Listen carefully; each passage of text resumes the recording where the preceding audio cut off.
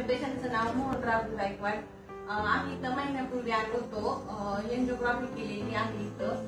गौरव गणेशवाला सरांच्या मार्गदर्शनाखाली एंजिओग्राफी केली. सरांनी खूपच त्यावेळेस पण भरपूर सपोर्ट केला आणि सरांनी सांगितलं त्यावेळेस एक म्हणजे नाही का ब्लॉकेज आहे छोटस ताई, म्हणजे होऊन जाईल एंजिओप्लास्टी, घाबरण्यासारखं असं काहीच नाहीये.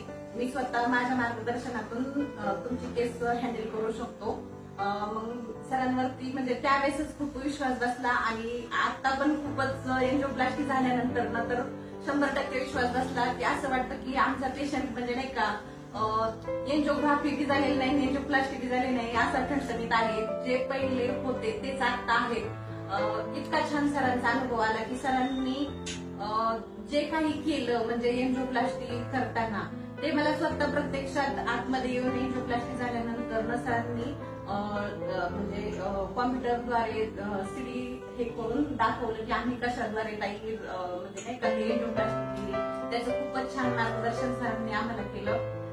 प्लस मध्ये तिथं आम्ही सीसी मध्ये होतो, तिथं तस्लीम सर होते, त्यांनी पण तिथं खूपच छान मार्गदर्शन केलं. तिथे म्हणजे ब्रदर सिस्टर, मामा मावशी यांनी खूपच छान सर्व्हिस तिथं पण दिली. आम्ही आता जनरल वॉर्डला शिफ्ट झालेलो आहे.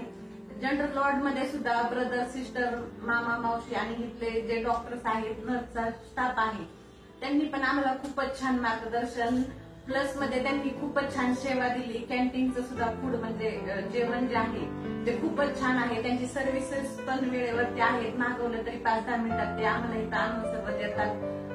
पेशंटला काय अजून लागतंय का वगैरे विचारतात.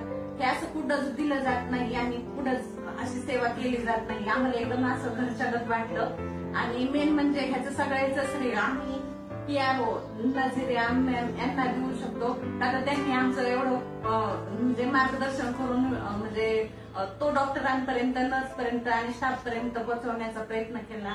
थँक्यू, धन्यवाद.